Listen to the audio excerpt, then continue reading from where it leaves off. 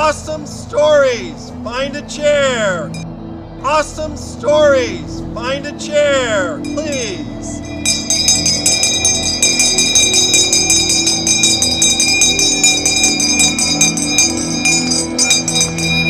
Minutes.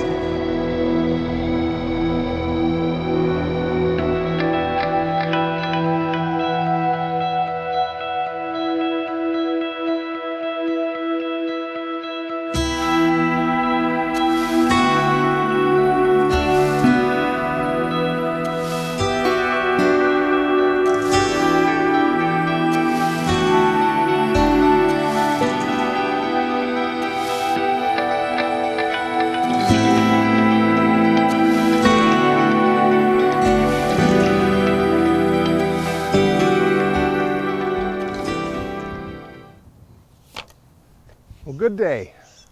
My name is Mathew Blair, and with your gift of these next few minutes, I will tell you my story. I was born in Paisley, Renfrewshire, Scotland, on March 17th of 1822. You may have met my younger brother, John, on the far side. He and I and our younger brothers and sisters were born into a working class family in Scotland, and we grew up together in the town of Nilston. I was a hard-working and industrious young man.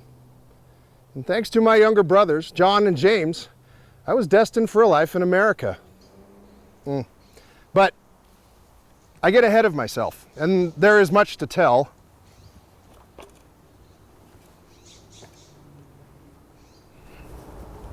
I believe I will start here. On June 13th of 1846, I married Isabella Murray. I was 24 years old. And Isabella was the daughter of William Murray and Isabella Oliphant, and she was slightly older than me, being born in 1818.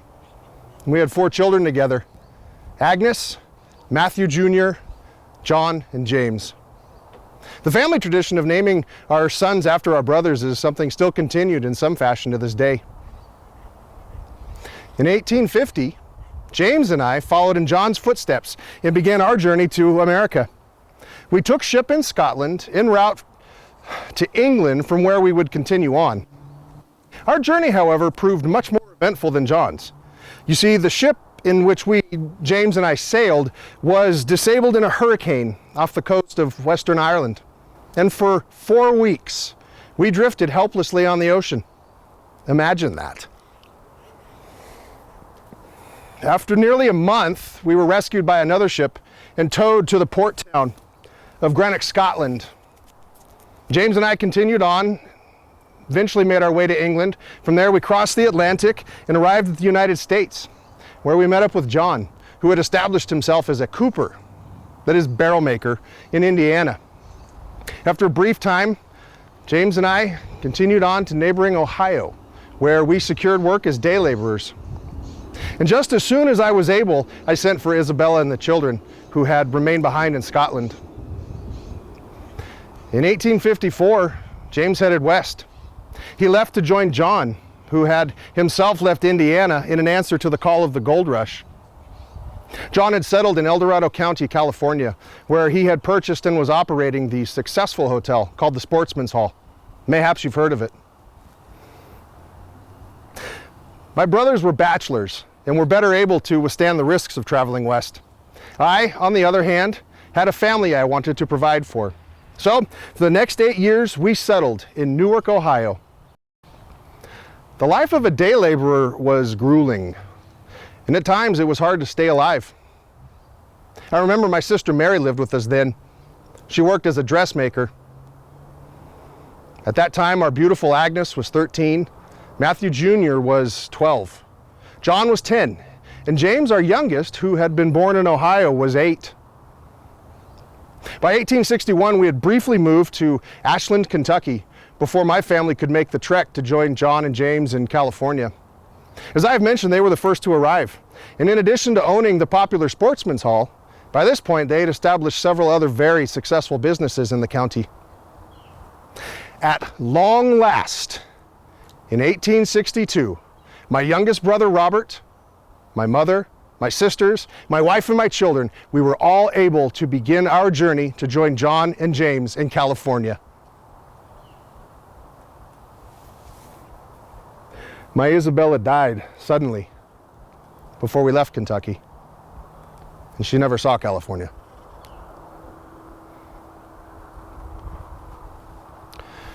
To reach California, we set sail from New York to Central America, where we crossed from the Atlantic to the Pacific by way of the Isthmus of Panama.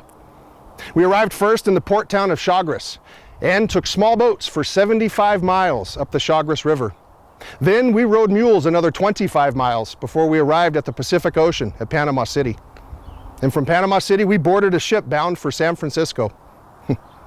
Now, hearing this part of the tale, you may think, what a grand adventure they had. Let me tell you, it was anything but. This was an exceptionally dangerous 7-week journey for anyone, let alone a family. We faced the possibility of exposure to malaria and yellow fever from the clouds of hungry mosquitoes. Unclean drinking water would almost certainly lead to cholera. There was the ever-present threat of poisonous insects and snakes, not to mention the larger predators of the jungle. But even though this route was perilous, by taking it, we could avoid the greater unpredictability, turmoil, and length of an overland excursion across the middle of America. Now, and it was certainly better than facing the dangers of sailing around the Horn of South America.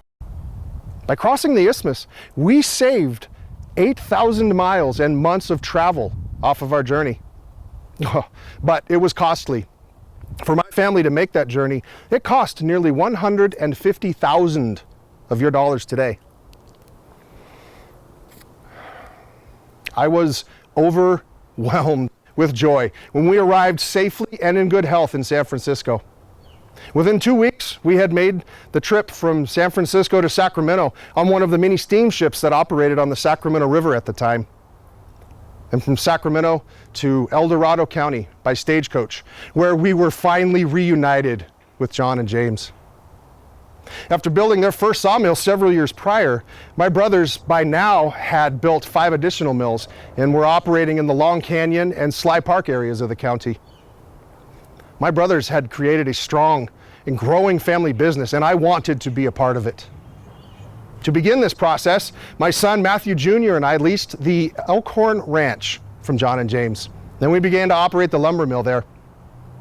Work on the Elkhorn was hard, and it was good.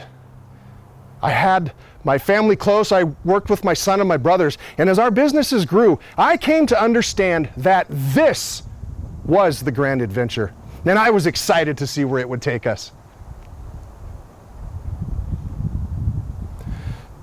I died suddenly on January 19th of 1867, just 5 years after I arrived. I was 42 years old. I was killed while sluicing sawdust from under the mill. You see, the rains had been wet and heavy that year, and they had carved a channel 15 feet deep. While working in the channel, it collapsed upon me. My trusty dog alerted the men to my whereabouts, but by then it was too late. They began to dig for me immediately, and at length they found me, standing upright with the sawdust packed wet and heavy around me.